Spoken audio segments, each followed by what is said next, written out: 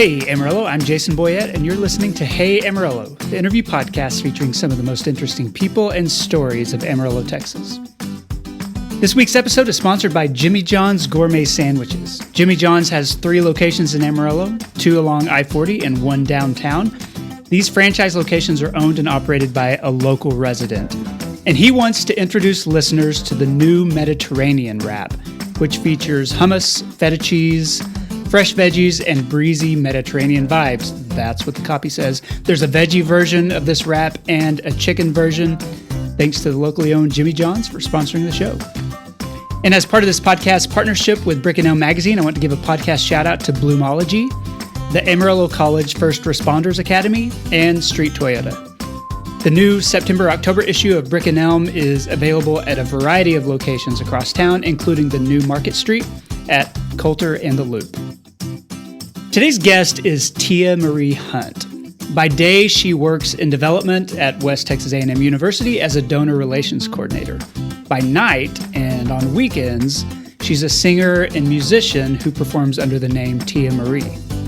She recently released a single titled Love on streaming platforms, and she'll be performing this Saturday as one of the local artists at the Hoodoo Mural Festival downtown. Tia Marie opens the A&B stage at 3 p.m. before the Blue Johnnies, and we talk about, in this episode, her growing local career, the transition from singing music at church to singing in a big festival setting like Hoodoo, and what might be next for her career. Here's Tia Marie. Tia Marie Hunt, welcome to the Hey Amarillo podcast. Thanks for being here. Thanks for having me. Yeah, absolutely. I'm honored to have you. I know a lot of guests may recognize your name because you perform quite a bit in this area, but I'm eager to hear more about your story and to introduce that story to them too. And I want to start the same way I start with all my guests, and that's just to ask how you ended up here in Amarillo. So what brought you to this area in the first place? I think it's a combination of things. The main thing being that I came to WT. Okay. So attending there is what brought me to the area. As a student, like that was your entry point? For the most part. Okay. My parents were here. They met actually when it was West Texas State. And my mom's side of the family lives in Amarillo. They've always lived here. So we used to come up for Christmas all the time. Okay. And so I was vaguely familiar now, as much as you can remember as a kid, Yeah, a place you go for holidays and stay at grandparents' houses. I remember Sutherland's. I was like passing by on the way to my Aunt Barbara's house years ago, but that's all I could remember when I'd come up and saw my first snow. So I guess I was introduced then coming up for Christmas all of the time. But then, I guess we would also go to homecoming. And so when I decided to come here is when I was officially here. Okay. Where were you living at the time, like before you came to WT? Yeah, so I spent most of my life in Jasper, Texas. Okay. Which is like near Houston, Beaumont, 45 minutes from Louisiana. Okay. I was going to say, that's far enough away that a lot of listeners won't immediately know, yes. Jasper, Texas. Yes, I've learned to carry around the Texas symbol on my hand. Okay, and you show on your hand where Jasper is. Yes. Being that close to Louisiana, did it have a different feel, that kind of Texas, to the kind of Texas you encounter here in the Panhandle? Culturally, just in terms of the people, that sort of thing. Yeah, I would say so. I think the food, most of all, being so used to being around crawfish boils, it was just an average thing versus, I'm feeling like that today, And then naturally, the demographics a lot different, more African-American people and Creole people, things like that make the difference. And then, of course, a lot of more trees and water in that area. So I didn't realize I was going to miss that, right? But also what came with the trees was like the mini plague of Egypt is what I call it, because there's so many bugs that come with the trees. Yeah. So it's beautiful and it's wonderful, but there are a lot of bugs that come with that. Yeah, we have different kinds of bugs here. Yes. Tell me about the decision to go to WT. Like after you had grown up there, certainly there are plenty of places you could go to college in that part of Texas. Yeah. Why come up here? Well, I remember liking it. There was one homecoming in particular. It had to have been maybe the year or two before I ended up deciding where I was going because naturally it wasn't on my radar. Like colleges, I wasn't really thinking about them the first couple of years of high school.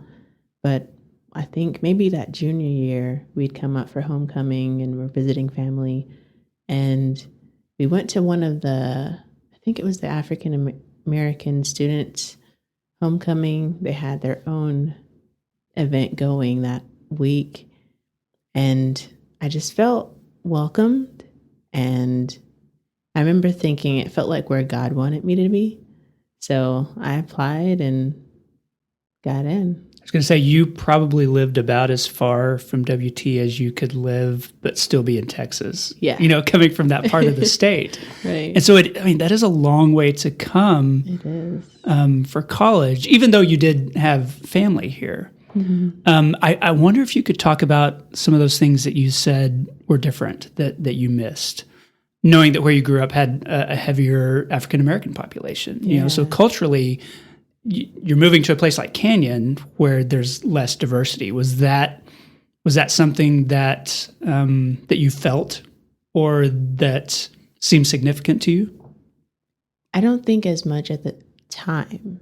Like initially, I guess because of how my classrooms looked, it wasn't crazy abnormal. Okay. But I think over time, realizing that campus was more diverse than the area itself. Yeah. I think that's when I was like, oh, okay. So I guess I didn't notice it at first because, again, campus was a little bit more diverse with all kinds of people coming in. It's an incredibly diverse campus. I think surprisingly so to a lot of people. For sure. Did you know what you wanted to do?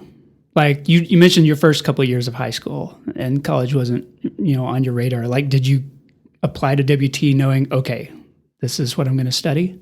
I did not. Okay. So you're just going to the university, but you didn't really have a path lined out. No, I had interest. Naturally, music was a big part of that because of my family. But I got there and I remember thinking, I was like, oh, maybe I should just study business, general business. That'll be applicable to a lot of things, And of course, because I was thinking general, I got there and then they were like, oh, well, here are all of the things that you'll study because it's so generic. And it didn't leave a lot of room for electives. Okay. And I knew I wanted to study Spanish too. So I got there. And once I realized that there wasn't a lot of space for electives, then I asked my advisor, can I study Spanish? Is that a thing? And she went, yeah, sure. We have a Spanish department. And so then I decided that I was going to major in Spanish instead. When you make a choice like that, a lot of people who do that want to teach Spanish, or they might be going into, some sort of international career where they're going to need Spanish. Like, was that your thinking, or were you just thinking, I'm interested and I want to learn how to speak Spanish?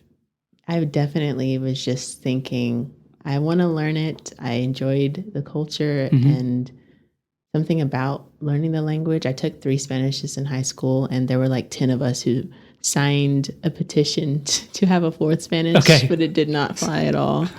So I just enjoyed it that much that I got there and just genuinely was interested in that. But no, teaching wasn't something I wanted to do. My mom taught for like 30 years, and I wholly believe that it's a calling. Mm-hmm. And I didn't want to do it just for like summers off or anything like that. And so since I didn't feel called towards it, even though I did enjoy it, I did a little bit of like ESL. I helped with some of the students who struggled with reading in English. I did that my senior year in high school, and I was good friends because my mom did ESL. I was in with the students and some of the teachers that she knew and taught with. So I did enjoy that aspect, but I never saw myself as teaching. Okay. Yeah. So when you make a decision to major in Spanish, what do you start to think about once you graduate? What does that look like when you're thinking of a career? Because a lot of us, and this includes me, have careers that really didn't have anything to do with what I studied in college. A lot of people go down a path, and that path leads them right into a certain career based on their major. So how are you thinking career-wise at that point? I wasn't a ton. I just was like, I really like this. And of course, people were telling me, like, oh, you can do anything. You can do this. You can do that with it, even if you don't teach, being an ambassador and translating and all the things. I have to go back to just genuinely being interested in the culture and the language. And naturally, I have always seen it eventually coming full circle with music and being able to speak to that community with music, just because that is something that I've always enjoyed. So let's talk about your music in a moment. Tell me where you did end up, like, as a career, with the understanding that most musicians, have the thing that pays the bills and the thing that's the passion project. Right. And for a lot of times, those are going to overlap. You can't do one or the other. Well, I guess you could do one and not the music, but it's hard to be a full-time musician in a place like this. And so tell me what the work side of your life looks like now. Now I am working at WT. I'm in the foundation, so the donor side of things. I'm the donor relations coordinator. So I do a lot of acknowledgments with our donors when they give on every level. No gift is too small. Also do a lot of bereavement things when donors, faculty, staff, students, alumni pass. We send a packet through the president's office to them, to the family. Endowment reporting is another big thing. So that's what I'm doing currently. And that office has been, I guess, really active, really exciting the past few years with the One West campaign, a lot of major gifts coming into the college, a lot of activity on college because of the foundation. So is that something that, whether you plan to end up there or not, like something that you found, okay, this is a fulfilling thing to do. This is something that's good.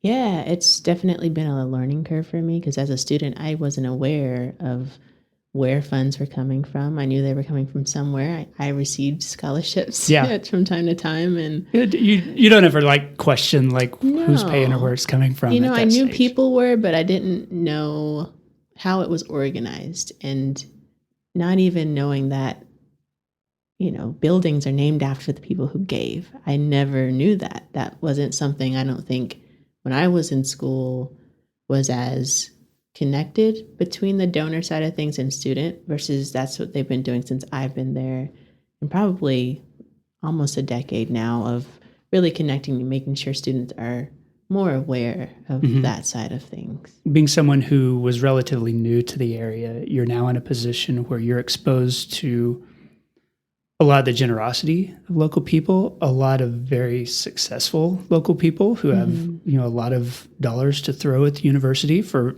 a variety of reasons. Like, does it help you understand the Panhandle a little bit better as a newcomer? I think so. It helps me realize just how passionate that people here are about the community, and a big part of that being the university because it brings so many different kinds of people here. So that's been really cool to see. Do you think about WT in a different way now that you're on the administration side or the foundation side and not a student? Like, do you think about it differently or deeper or from a different perspective? Yeah, I think I'm more aware. I think I keep using that, but I'm more aware of what goes into it. From admissions and then marketing and communication, everything that goes in trying to get students in this area to come to WT versus our surrounding universities or community colleges. And then, even past them graduating, keeping alumni on and educating them on the importance of giving back to the community they came from. So that's not something I would have ever thought about before. Actually, a lot of people living in the Texas Panhandle, you have a day job and then you also have a nights and weekends job, career, pursuit as a musician. And one of the things that first landed you on my radar was seeing you perform last year at the Hoodoo Mural Festival and knowing that you're going to do the same again this year. Is that true? Yes. Okay. So tell me about that part of your life. Have you always been a singer? Have you always been into music and that sort of thing? Yeah, as far as I can remember. So my parents are pastors.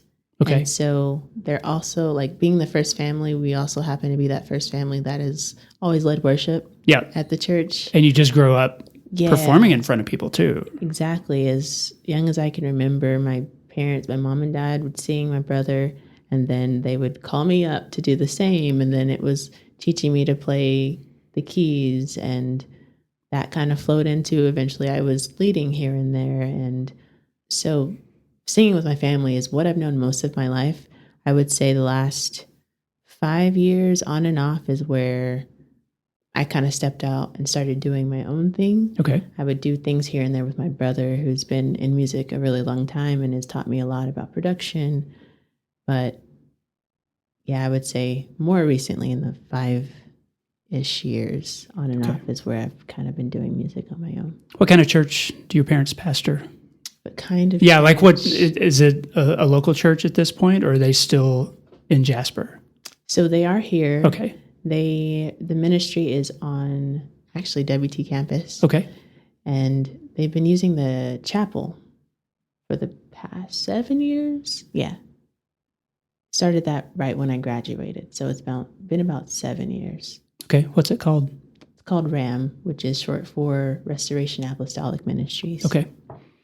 And so tell me about, the desire to, like you said, to do your own music, having grown up performing in the church, singing songs, leading worship, that sort of thing. And then thinking, okay, I'm going to transition to another style of music. For a lot of people, like that's maybe not even style of music, another focus of your music. For a lot of people, sometimes that's a hard transition because you're taking something that's very, very personally meaningful, and then you're kind of switching up the audience. It's not church members anymore. Yeah. Tell me about that decision, that process. I don't know that it was a decision. I have been writing for a really long time.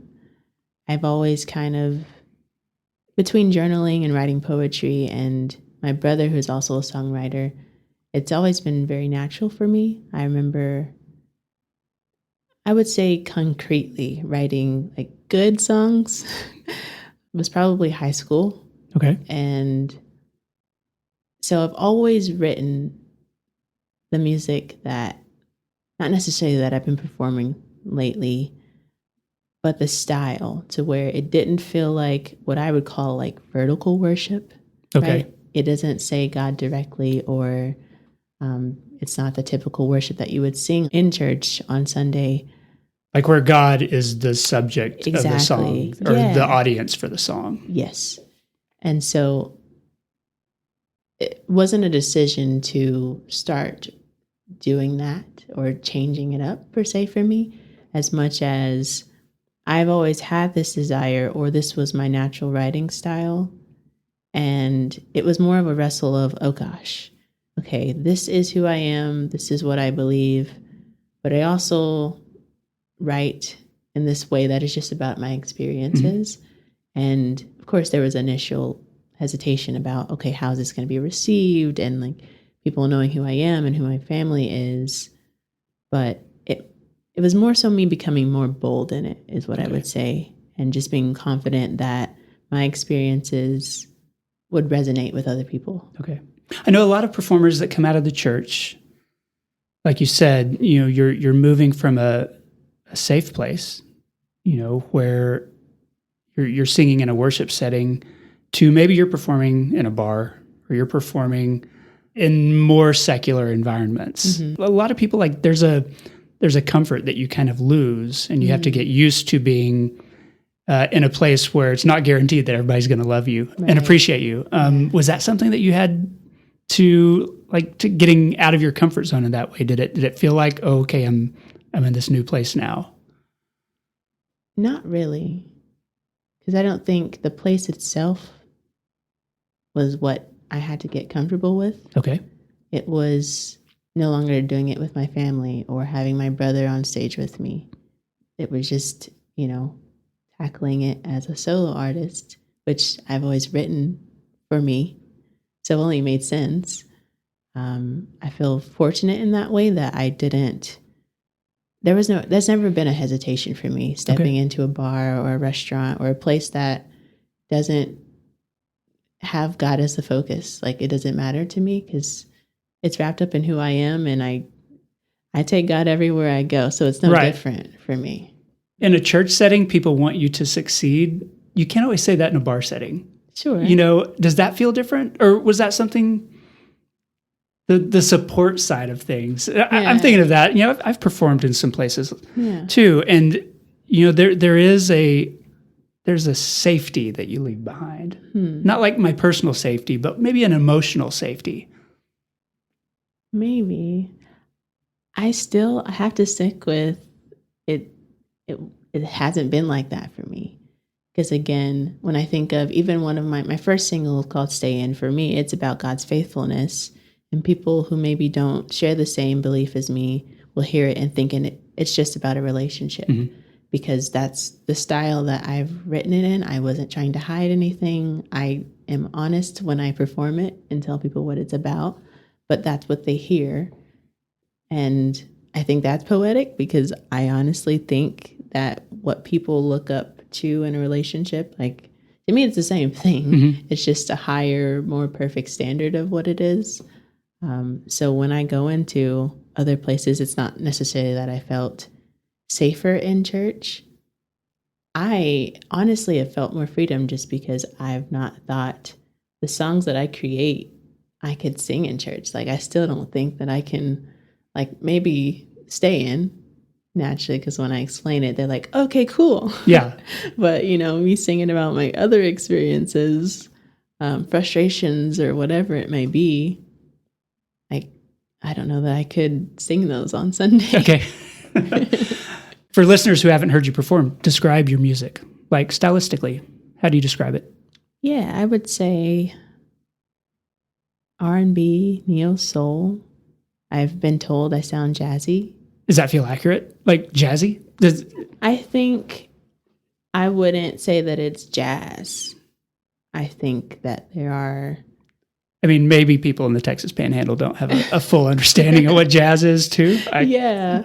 Well, it's just not what I think of when I think jazz, because I think where the jazz comes from, or what the jazziness comes from, is because I grew up listening to gospel music. And so those are very closely intertwined to me, the complexity of chords and notes. And so I think maybe that's where it speaks to. But I don't claim jazz itself, just because I don't feel like I've delved deep enough into that quite yet. Tell me about performing here in a place where if we're known for a style of music, it's probably more in the countryside, red dirt, Americana, all of that side. You wouldn't normally categorize it as jazzy, or there's some gospel influences clearly, but like, you're not putting yourself within that category. Has it been difficult to find an audience, to find places to perform? Like, you're pushing a little bit against the cultural tide that way. Yeah. Or do you feel like that's true? Is that just me projecting on you? No, I think that's very valid. I think I had a lot of fear stepping out, being like, I don't sound like anyone. Like, are they going to want to listen to me? Because I can only do what I know. And even when I've tried to cover, I've covered like a few country songs and they don't sound country, but I haven't had a fear necessarily. I feel like my sound has been very welcomed, and it still surprises me, because I go into places, and whether it's open mic or, a place that someone just before me played country, I just get up and I'm like, hey, this is what I've got, and it's been well received. So I feel fortunate that I haven't had any pushback, even though my sound isn't popular here. Okay. Would you go so far as to say that your sound is not popular here? Or it just doesn't align with what's most popular? I shouldn't say it's not popular. It's just not as played. Okay. In this area. But you found an audience. Everywhere I go, people are open and welcome, and they like it. So I guess I found an audience, but... I want to talk about the music scene. Tell me about, some of the places where you've had the opportunity to perform. You've talked about open mic nights and things like that. Like, is this a place where you found opportunity to share your music with people. Yeah, absolutely. Because really, me developing as an artist and the passion growing, that didn't happen until I was halfway through college. So I've not performed anywhere else. I've not developed and done those things, really been in the music scene anywhere else. I did start in open mics, mostly at the 806, because I was just looking for a place to practice and, not sing to my four walls anymore. And outside of that, it's been restaurants. I haven't been at venues, really. Yeah, just anywhere that people would randomly see me and be like, hey, you want to play at this place? I'm like, okay. Do you have a desire for your career to grow beyond what you're doing here?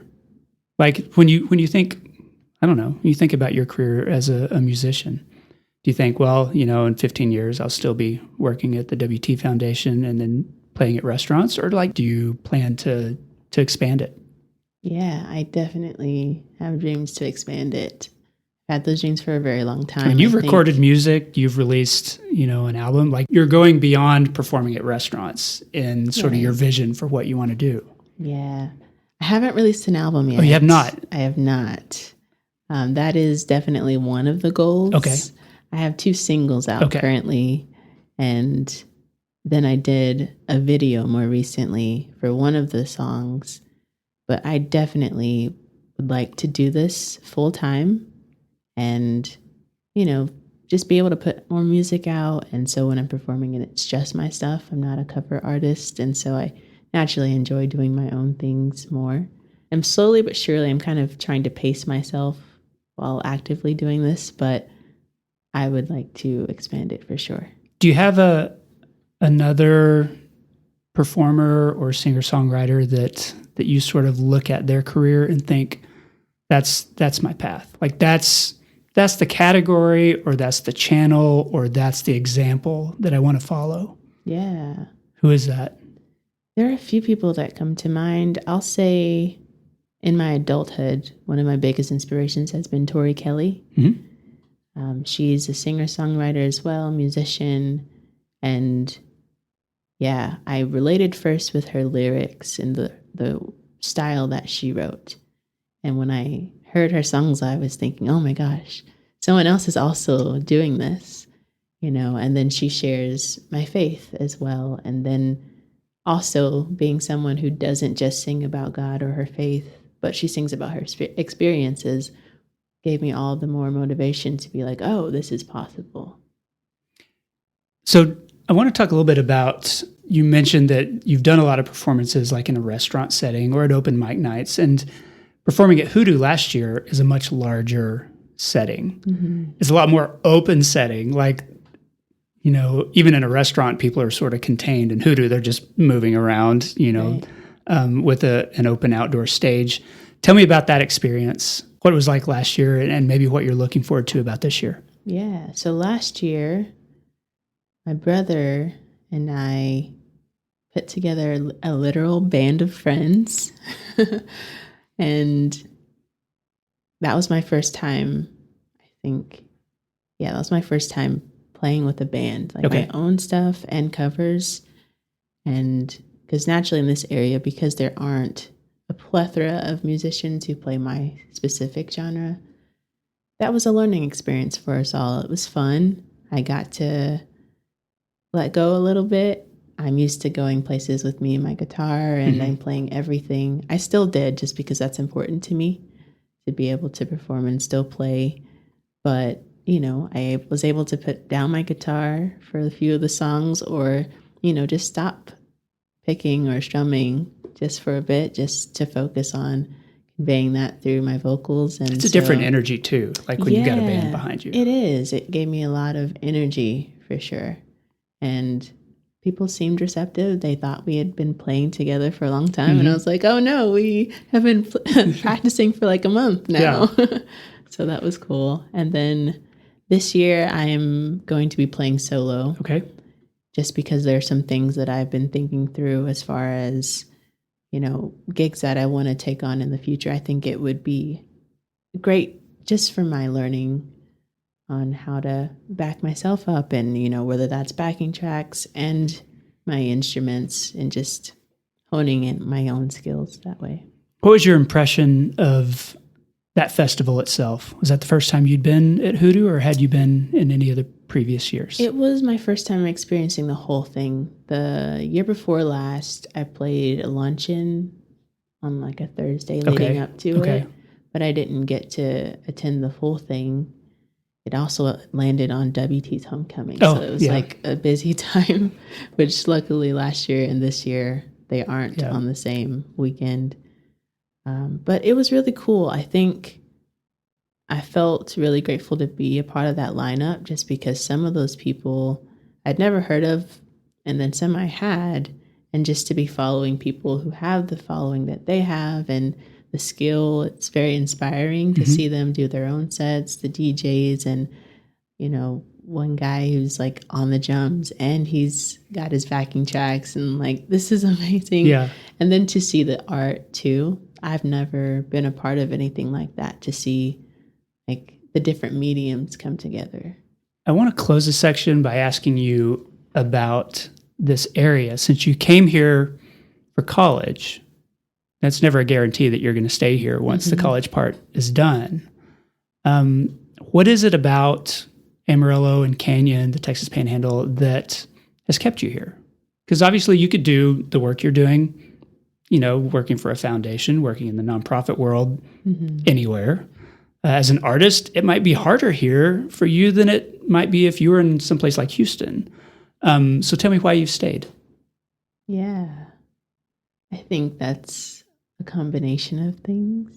Just like I came into college and I wasn't sure what I wanted to do. I graduated knowing that I was passionate about music, but not sure what that looked like or how I would exactly get to those goals. So, just figuring those things out. And by that time, my family was back in the area. So I had a little bit of like cushion and safety to fall back on to figure out things.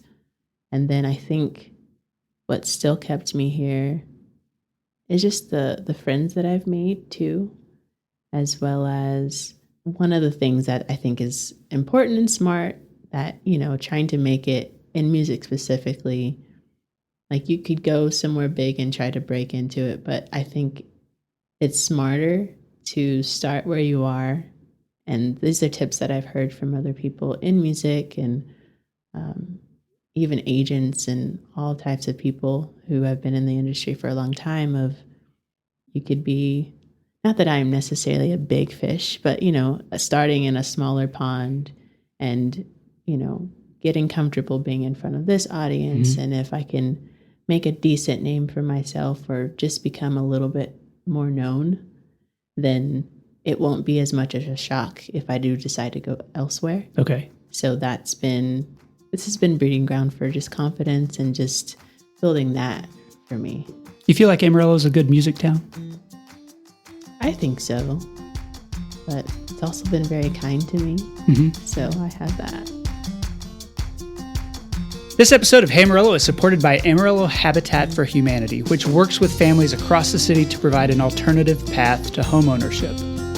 Earlier this year, Amarillo Habitat handed over the keys to its 120th local home. This process isn't a free giveaway, but it includes financial stability courses, volunteer construction, sweat equity from the families, reasonable down payments, and no interest loans. Strong and stable homes help build strong and stable communities. And there are a lot of great nonprofits in Amarillo, but Habitat is the only one that focuses on affordable home ownership, helping people help themselves. And that's why I love this organization. Learn more at amarillohabitat.org, and thanks to Amarillo Habitat for Humanity for sponsoring the podcast. Okay, I'm back with Tia Marie. Tia, this is the part of the show I call 8 Straight. 8 Straight is sponsored every week by Panhandle Plains Historical Museum in Canyon. I know you're familiar with it. It's the largest history museum in Texas, and its artifacts include bison bones that were uncovered in 2002 during excavations for a city swimming pool in Stinnett.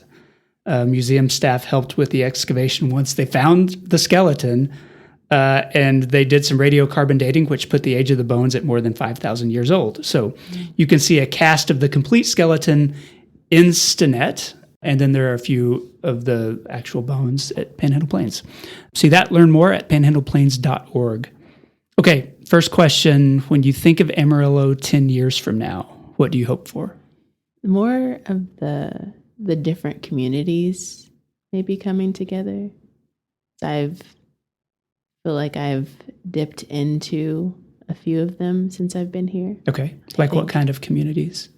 I think culturally, yeah. And this is coming from an outsider that I'm still getting familiar with you're still all of the things, but does that make sense? I think so. Okay. I think people tend to spend time with the same groups of people here, which is great. You build close relationships. Right. There's not often a lot of dipping your toe into different groups, or people that think differently from you or believe differently or like different music. That's one of the things I like about Hoodoo is that it's just so many different people all together at a party.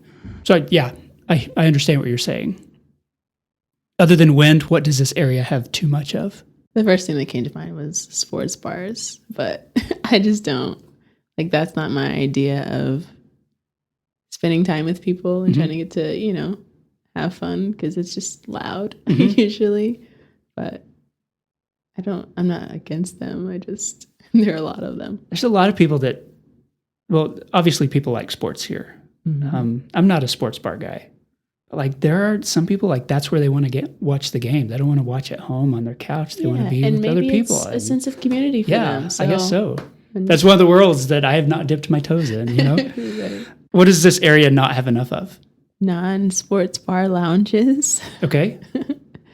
To hang out, and I found they're either things for teenagers or people who like the sports bar or just bar scenes, and I don't naturally fit in both of those. So I envision it would be a music related thing. Yeah. But a performance venue that is not, is not surrounded by TVs and people talking and all that kind of stuff. Right. That does have sort of a lounge feeling to it. Yeah. There's not a lot of that here. Yeah, Yes. That's okay. Well, that's what I think there should be more of. Okay, what's your favorite street in Amarillo? I'd have to say 6th, just because I spent more time. It started with the 806, but even on Eeks and different places that I've learned. There's definitely a lot of interesting performance venues there. Yeah. Along that stretch. What's your favorite local restaurant or food truck? I really like Yellow City Street Food. I found them on accident one time, and I went with my cousins, my oldest cousin, she's from Austin. So she was like, oh, this is a hole in the wall place. This is good job, Tia. And so I really like that. I crave certain things when I go there, but it's always good. Then also, I don't know if it's just to this area, but 575 Pizzeria. I really like gourmet pizza. So yep, 575 is homegrown, although they do have a location in Dallas now. So I didn't know that. Yep, in Little Elm, I believe. Nice. Okay, what's the most underrated aspect of living in Amarillo? I'm going to say the fact that it has 4 seasons, because I did not grow up with 4 seasons. We had summer and spring and some fall. It rained a lot in Southeast Texas. And I think it's when I got here that it started snowing there. So maybe I sent it that way. I don't know. But I'd say 4 seasons. That's definitely a draw. At this point, we're very ready for the end of summer and fall to commence. What's your favorite local performance venue? You've named a few. Where do you like to play? See, I feel like I haven't played in very many venues yet. I've mostly been in restaurants. Restaurants are hard to perform in because people are not always attentive. Yeah. They want you to be background music. I was going to say, is there one where you feel like, I feel comfortable in this spot playing my music here? I don't have a preference. I think just the aesthetic at Savor is nice. And because the music that they play when they don't have live music, I think has the same chill vibe as me. Right. That I enjoy that aspect of it. And I get that because I have times where I want people to listen, to what I'm saying. But then there are times like, especially if I'm tired, like I don't want people to actively listen. I just want them to passively listen. And if they clap and like make eye contact, great. If not, then I'm just going to play around and have fun. And it's low pressure. So I think I like that about a restaurant. Okay. And when was the last time you visited Cadillac Ranch? It's been a little bit over a year. What was the occasion a year ago?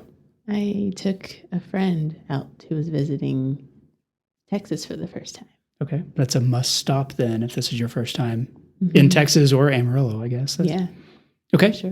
That concludes the 8 straight questions I like to close by asking my guests to endorse something. So what's one thing you would like listeners to know about or to experience? I would say Hoodoo, if I'm allowed to say that. Not just because I'm playing there, but I genuinely like how it brings together different types of artists. Not just those who are muralists and musicians, but also the vendors who create things. So I think it's just a cool space, and I like being in those circles. Okay. That's a good endorsement. Yeah. I'm excited about it too. Tia Marie, thank you so much for being on the podcast. I appreciate it. Thank you. And that concludes the episode. I want to say thanks to Tia Marie for the interview. You can follow her on social media at Tia Marie Musica. And you can find out more about Hoodoo Mural Festival at hoodoomural.com. If you haven't been to Hoodoo before, I really do recommend it. It's such a fun afternoon. It's this Saturday. Thanks also to Jimmy John's, Amarillo Habitat for Humanity, and Panhandle Plains Historical Museum for supporting this podcast, and to Angelina Marie for editing every week. Thank you for listening. Hey Amarillo exists on a weekly basis because of listeners like you and the local people who support it financially through patreon.com/Hey Amarillo. Hey Amarillo's executive producers include Patrick Burns, Jason Burr, Katie Linger, Corey Burns, Josh Wood, Wes Reeves, Cindy Graham, and Barbara and Jim Witten. This has been episode 371. My name is Jason Boyette, and I'll see you next week.